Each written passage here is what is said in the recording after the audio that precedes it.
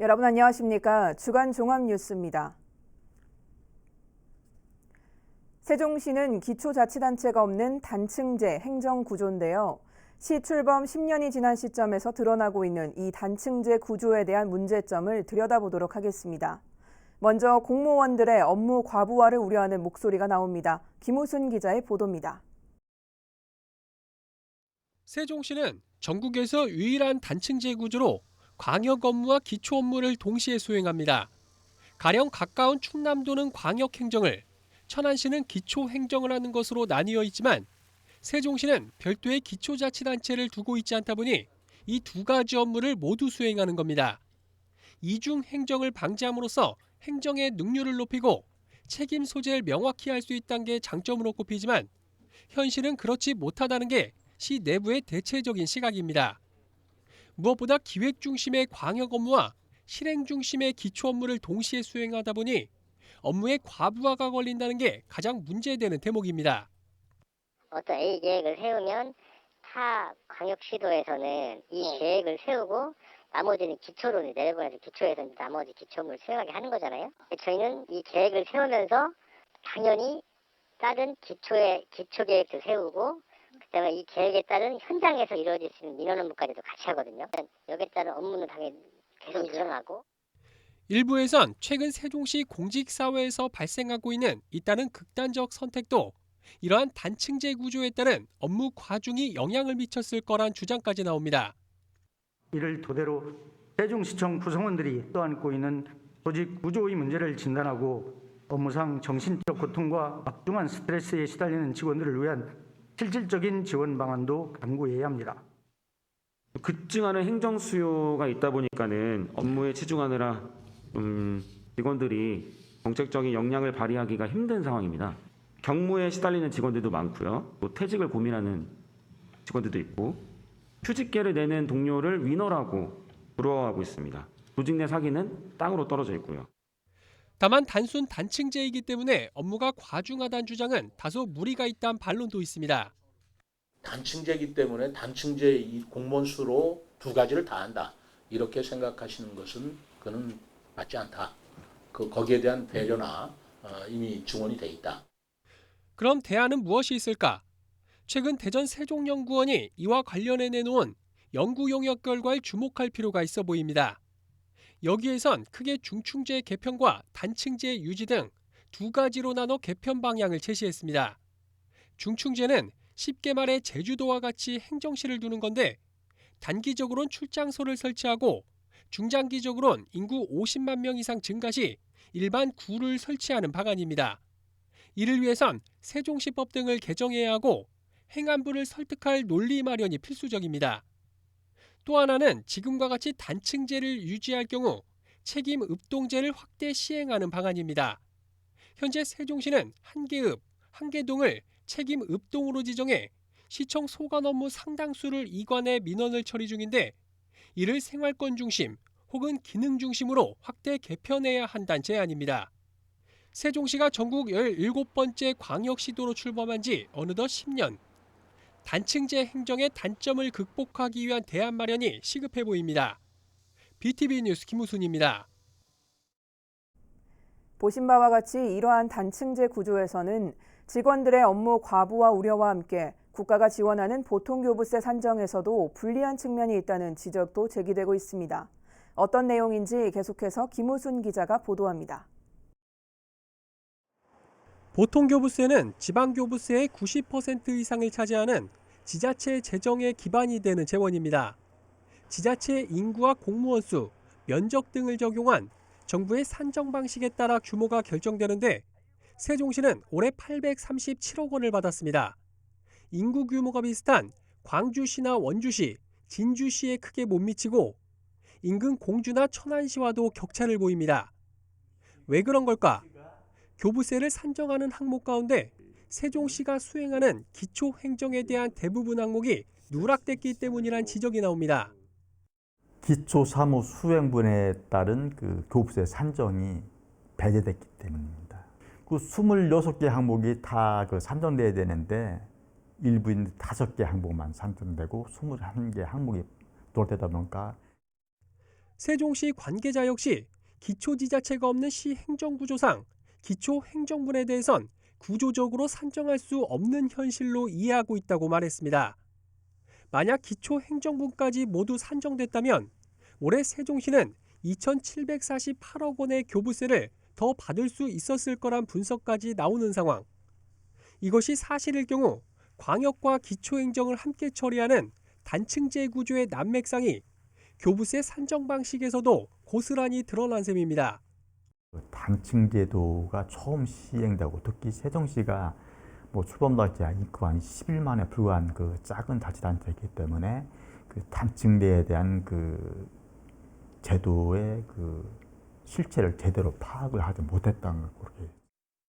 실제 지난 5월 열렸던 한국지방재정학회 주최 세미나에서 김흥주 대전 세종연구원 책임연구위원은 보통교부세 지원에 있어 세종시는 제주도 등 다른 광역자치단체에 비해 과소 상태에 있다며 재정지출 규모의 불합리성과 산정 방식 기준이 되는 기초수요, 보정수요 모두 중충 행정체계 기반으로 설계된 것에 대한 문제가 있다고 주장한 바 있습니다. 세종시 출범 10주년을 맞은 지금 이 시점에서 그동안의 보통교부세 산정 방식의 문제는 없었는지 근본적으로 다시 들여다보고 그에 따른 대응 방안을 마련할 필요가 있어 보입니다. BTV 뉴스 김우순입니다. 민선 8기 제1차 충청남도 시장군수협의회가 천안시청에서 열렸습니다. 이 자리에 모인 시장 군수들은 자연재해 지원금 피해 보상이 현실과 동떨어져 있다며 재난지원금의 현실화를 주장했는데요. 협의회 주요 내용을 김장섭 기자가 보도합니다. 지난 8월 집중호우로 수해를 입은 충남 부여군과 청양군. 688헥타르에 달하는 농경지가 침수됐고 1,100여 건에 달하는 공공과 사유시설이 피해를 입어 366억 원에 달하는 피해가 발생했습니다. 2명이 숨지고 이재민도 111명이나 생겨났습니다. 문제는 사유시설 복구입니다. 공공시설의 경우 정부 지원이나 지자체 비용을 통해 전부 복구를 할 수 있지만 사유시설의 경우에는 복구 지원 금액이 턱없이 부족한 수준입니다. 이에 충청남도 시장군수협의회가 자연재해 지원금 피해 보상 현실화를 충남도와 정부에 요구하고 나섰습니다. 세분화시킬 필요도 있고 그리고 실제로 완파됐을 때 1,600만 원 보상한다는 게 현실적으로 너무 동떨어져 있습니다. 인삼 같은 경우에 한 200평에 큰 피해가 났다. 그러면 정부에서 주는 보상금으로는 이제 침수로 당한 아니면 매몰 당한 인삼포를 정리하기에도 부족한 정도의 아주 적은 지원 기준이 돼 있거든요. 또한 농작물 재해보험이 있지만 농가에서 보험 비용의 20%를 부담하다 보니 가입률이 떨어진다며 도비 지원을 통해 농가들의 부담을 줄일 수 있도록 하자는 의견도 제시됐습니다. 도에서 지금 도비를 일정 부분 감당을 해서 어쨌든 지방비 비율을 30%에서 40%로 높여줬으면 좋겠습니다. 그래서 농민들은 10%까지만 자부담을 할 수 있도록 해준다면 농민 시름을 달래주지 않을까 생각합니다. 아울러 시장군수협의회는 이재민들의 빠른 일상 복귀를 위해 부여와 청양군에 1,000만 원씩 지원하기로 결정하는 한편 산모 산후 조리비용 도비 지원과 농기계 수리비 지원, 노인지역 봉사지도원 활동비 지원 등을 충남도에 건의하기로 했습니다. BTV 뉴스 김장섭입니다. 세종시가 민선 4기 시정의 슬로건인 미래전략수도 세종을 만들기 위한 핵심 조직으로 이른바 미래전략본부를 설치했는데요. 이를 두고 자칫 조직 내 옥상옥 구조를 형성할 수 있다는 지적이 나오자 세종시가 오해라며 적극 해명에 나섰습니다. 김우순 기자의 보도입니다. 민선 4기 세종시정 들어 신설된 행정조직인 미래전략본부입니다. 전략기획과와 미래수도 기반 조성과 지역균형발전과 지능형 도시과 등 4개과 17개 담당으로 구성되어 있습니다. 행정수도 완성을 비롯해서 최민호 시장의 주요 공약 사업을 추진하는 핵심 조직인 셈입니다. 그러나 아직 본부의 명확한 방향성이 정립되지 않아 자칫 조직 내 옥상옥 구조를 형성할 수 있다는 우려가 나옵니다. 김효숙 세종시 의원은 최근 정례회 5분 발언을 통해 미래전략본부의 주요 사업 41개 가운데 37개가 기존 부서에서 추진하던 사업이고 신규 사업은 단 4개에 불과하다고 지적했습니다. 기존 부서 이관 사업이 90%에 이르는 상황에서 세종시의 미래를 이끌 전략과 계획 수립이 가능한지에 대한 의문을 제기한 겁니다. 오히려 각 실급별 주요 업무가 미래전략본부로 이관되면서 조직 내 균형 상실과 직원 사기 저하라는 부작용을 초래할 수 있습니다. 상당수 사업이 불가피하게 타부서와 협업하는 구조로 이어지다 보니 자칫 조직 내 옥상옥 구조를 형성하거나 이러한 주장이 조직 개편 실효성 논란으로 번지자 세종시는 오해가 있다며 적극 해명에 나섰습니다. 미래전략본부에 주어진 업무는 다른 부서 업무와 중복되는 것이 아니라 계획성 있게 추진해야 할 업무를 추린 것이라고 설명했습니다. 또 신규 업무가 10%에 불과하다는 지적에 대해선 원래 업무가 있던 것이고 업무의 실체가 드러나려면 전담 조직이 있어야 되기에 만든 조직인 것이라고 해명했습니다. 중복되는 업무는 그렇게 본 거는 조금 오해가 있지 않나 싶습니다. 조직이라는 게 만들어지는 게 무슨 임의대로 만들지는 않습니다. 심사숙고해서 뭔가가 조직이 형성되는 건데 조금 그런 설명이 부족하지 않은 건 저희들은 그렇게 생각합니다.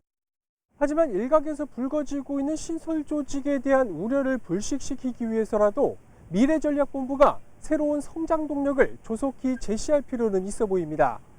BTV 뉴스 김우순입니다. 세종시가 산하 공공기관 8곳에 대한 경영 혁신을 추진합니다. 세종시는 행정안전부의 지방 공공기관 혁신 가이드라인에 따라 산하 공공기관의 자발적인 혁신과 경영 효율화를 지원하고 이를 점검할 계획이라고 밝혔습니다. 이를 위해 기획조정실장을 단장으로 하는 혁신 추진단을 구성하고 다음 달까지 최종 혁신 대책을 수립한다는 방침입니다. 대상 기관은 도시교통공사와 시설관리공단, 문화재단, 로컬푸드 주식회사 등 8곳입니다. 세종시와 싱가포르 간의 전략적 협력 관계가 구축될 전망입니다. 최민호 세종시장은 19일 에릭 테오 분이 주한 싱가포르 대사를 만나 도시발전 전략 관련 협력 관계 구축과 향후 실질적인 교류 추진을 논의했습니다. 에릭 테오 대사의 세종시 방문은 지난 2019년 8월 부임 이후 처음으로 이번 방문은 한국 도시와의 첨단 기술 중심 교류 협력 방안을 모색 중인 주한 싱가포르 대사관 측의 요청으로 마련됐습니다. 이날 싱가포르 대사 일행은 최 시장과의 환담 이후 행복도시 세종 홍보관을 방문해 도시개발 현황을 청취하고 이후 도시통합정보센터로 이동해 도시 CCTV 구축 현황 등을 견학했습니다. 취임 이후 첫 해외 출장에 나선 김태흠 충남도지사가 2박 5일간의 미국 순방을 마쳤습니다. 김 지사는 이번 순방에서 미 동부 충청향후회와 뉴욕 한인회 등을 만난 뒤 글로벌 기업인 블룸버그 본사를 방문해 충남과의 협력을 논의했습니다. 또 대통령실의 초청을 받아 뉴욕에서 열린 동포만찬 간담회에서 윤석열 대통령과 회동을 갖기도 했습니다. 천안시가 2023년 세입 예산을 6,260억 원 규모로 잠정 확정하고 적극적인 세입 확보에 나섰습니다. 이번 세입 예산은 2022년 본 예산 대비 435억 원 증액된 6,260억 원으로 7.5%가 늘어난 금액입니다. 주요 세입 요인은 지방소비세 세율 인상분 225억 원과 지방소득세 49억 원 등 지방세 274억 원입니다. 시는 정부의 부동산 감세 정책과 반도체 경기 침체 등을 반영해 증가폭을 최소화해 세입을 편성했다고 설명했습니다.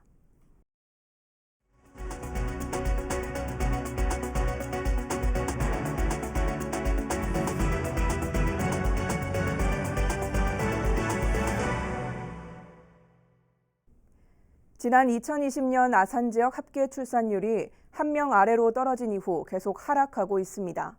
이에 출산율을 높이기 위해 아산시가 출산 장려 정책을 확대하고 나섰습니다. 보도에 김장섭 기자입니다.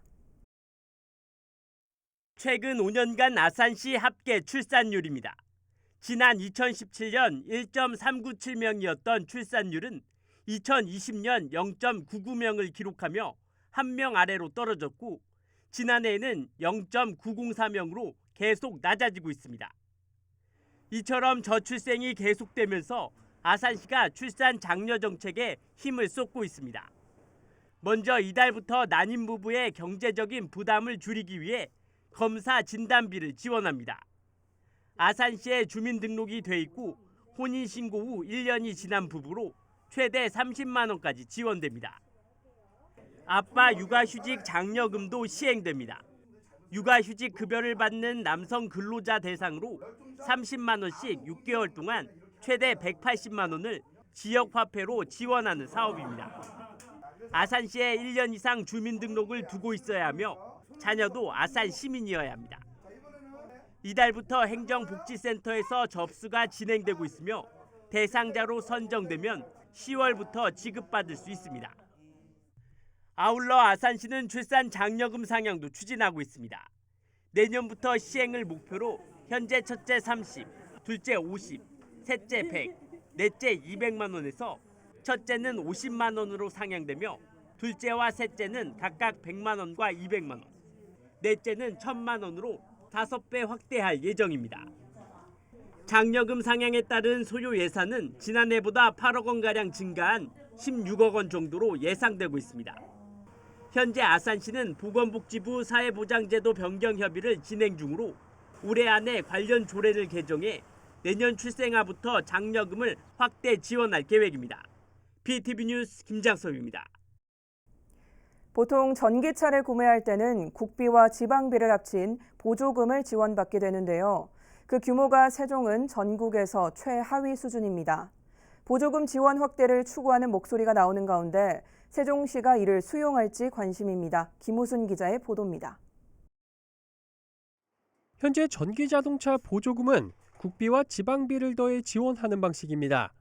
국비 보조금은 최대 700만 원으로 전국이 동등한데 지방비는 각 시도의 재정 여건에 따라 차이가 납니다. 올해 세종시의 지방비 보조금은 200만 원, 서울과 함께 전국 최저 수준입니다. 가장 많이 지원하는 전북 또한 600만 원이나 차이가 납니다. 2016년 이후 줄곧 꼴찌를 기록하고 있습니다.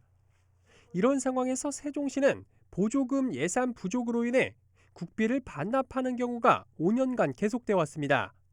그 금액만 46억 원이 넘습니다. 보조금 지원 확대를 촉구하는 목소리가 나오는 이유입니다. 세종시는 전기차 보급 확대에 중요한 역할을 하는 구매 보조금의 규모를 전국 평균 수준으로 끌어올릴 수 있도록 예산 확보에 적극 나서야 합니다. 국비 불용액을 반납하는 일이 다시는 없도록 하고 보조금이 꼭 필요한 대상에게 지급되도록 해야 할 것입니다. 이에 대해 세종시는 시 재정 여건 등으로 2020년까지는 국비 불용액이 발생한 게 사실이지만 지난해엔 예산을 대폭 늘려 불용액이 발생하지 않았다고 설명했습니다. 또 현재 200만 원인 지방비 보조금 지원 단가를 내년부터는 확대할 방침이라고 밝혔습니다. 전기차 구매 보조금 전국 꼴찌란 오명을 벗을 수 있을지 주목됩니다. 한편 지난해 말 기준으로 세종시에서 보급된 전기와 수소차 등 무공해차 보급 대수는 모두 1986대, 전체 등록 차량의 1.1%를 차지하고 있습니다.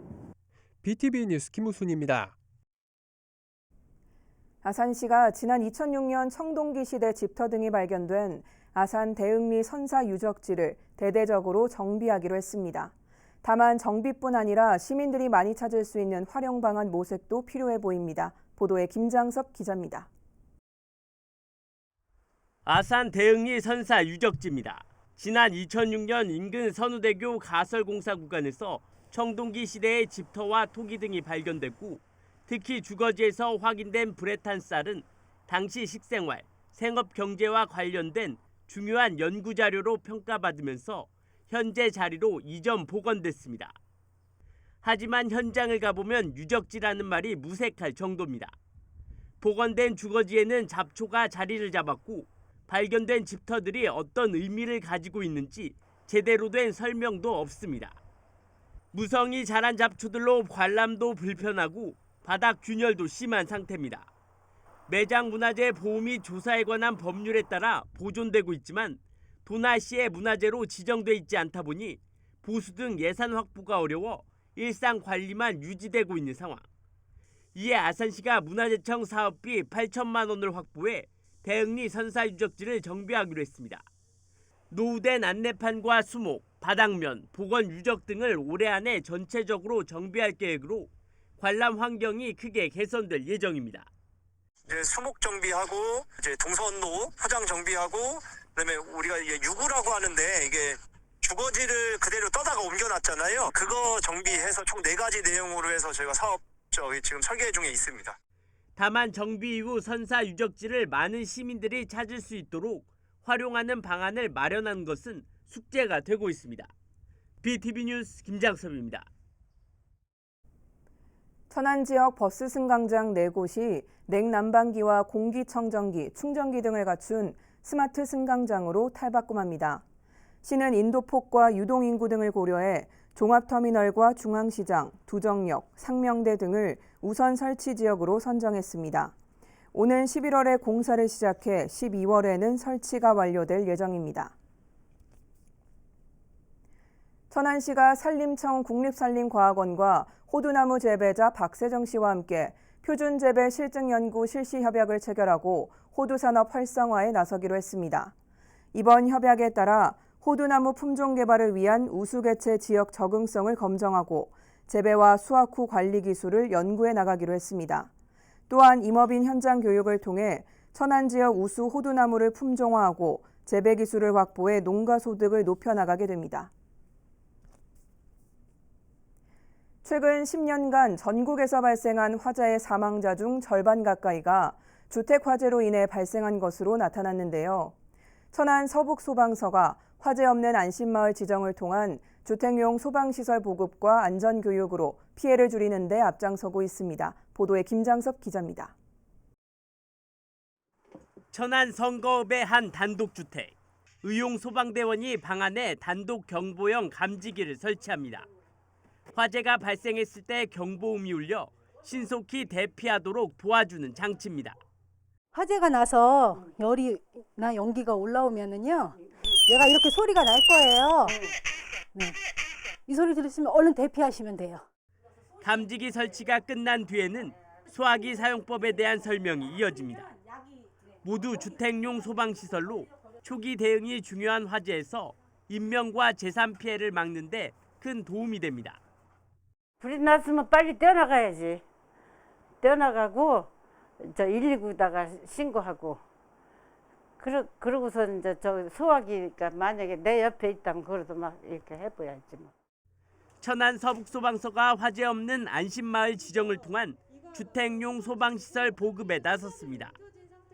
화재 없는 안심마을은 3년간 화재가 발생하지 않은 마을로 주민들의 안전의식을 높여 화재 예방은 물론 피해를 줄이기 위해 지속적으로 지정되고 있습니다. 15번째 안심마을은 성거읍 요방 1, 2로 100가구에 감지기 200대와 소화기 100대가 보급됐습니다. 화재가 났을 때 우리한테 금방 언제 화재가 났는지를 알려줍니다.